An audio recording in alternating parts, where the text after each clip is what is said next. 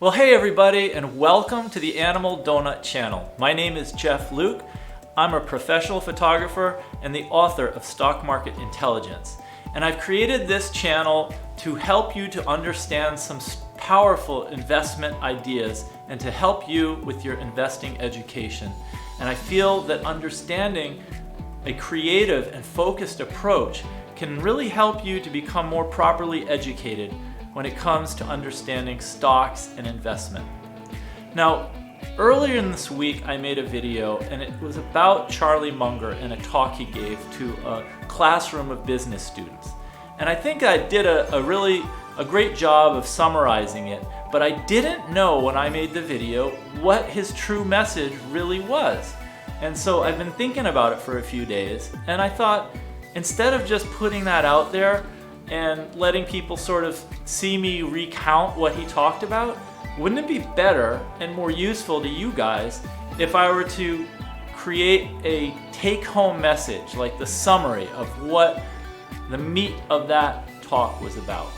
And it finally kind of came to me, but I have to say it took me about 4 or 5 days of just thinking about it and asking myself, what was Charlie really saying, to come to where I am today, where I can share with you the most useful part of this investing education that Mr. Munger shared with us.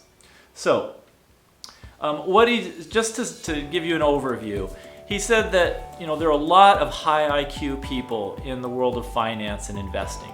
In fact, he can't think of another activity that attracts so many people. And a lot of really intelligent people come from like Harvard and Wharton and other business schools, and they get hired up by these investment advisory companies, investment advisory firms, hedge funds. And these companies are all competing against one another for clients. So they're always trying to come up with a better strategy or a better algorithm, a better approach so that they can get business and outcompete.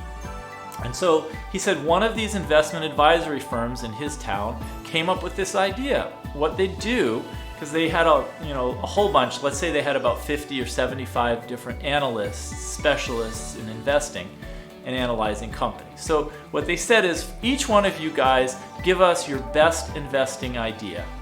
And what they plan to do is take all of these different ideas and combine them together and create a formula or an algorithm that they could run that would then tell them which stocks to buy. So they tried this and it failed miserably.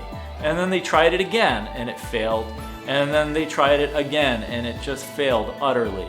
And so Charlie Munger in this video said, can anybody in this room tell me why this failed? And the room was silent.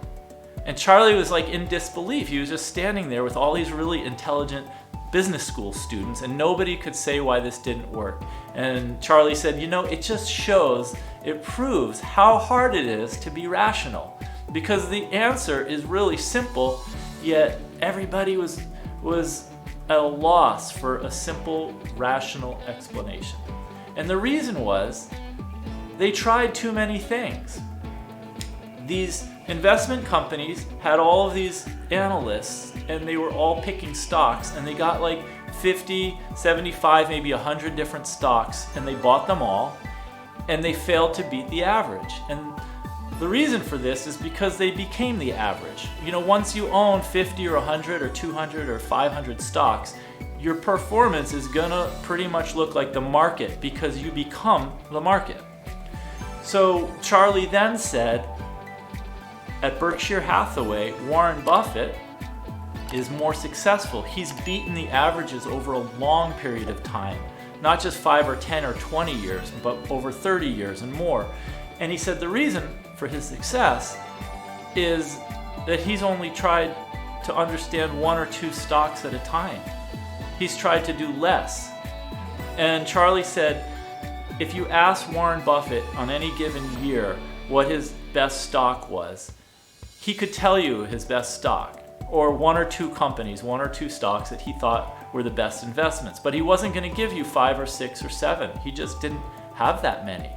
And this is just such a powerful tool, because we're in a world where we make these watch lists and we create portfolios. And I mean, I see other people with portfolios of 20, 30, 40, 50 stocks in them.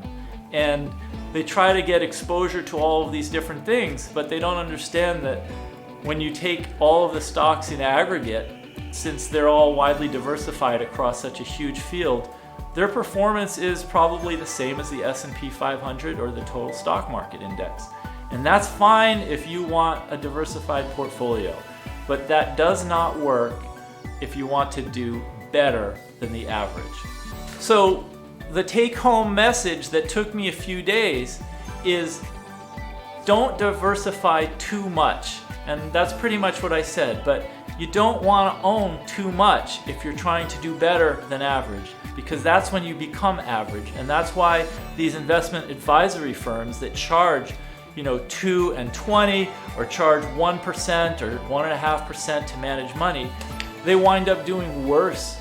I believe the stat is more than 80%, almost 85 to 90% of professional money managers fail to beat the market. And the reason is because after their expenses and after their fees, they cost the investors so much that they underperform.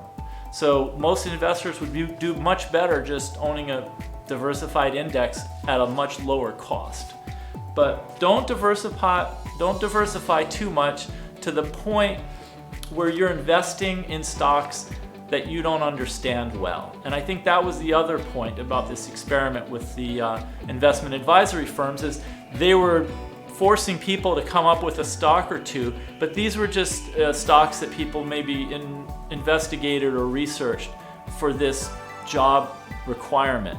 But it wasn't anything that they truly stuck with and studied for a long period of time. My guess would be that Warren Buffett spends at least 3 to 5 years or more learning about a business and building his understanding of it before he actually goes and makes a big investment in it. And so for other investors who are trying to emulate that success, then the approach would be to only stick to a few things you understand well. So I hope this has been useful to you. I've really enjoyed thinking and sharing with you the take-home message of Charlie's talk. If you've enjoyed this, please give a like to this video so other people in the YouTube algorithm will know that you watched it, that you enjoyed it, and also consider subscribing to the channel. That way you'll get more videos like this when I make them. I really appreciate you watching the video, and I look forward to seeing you in the next one.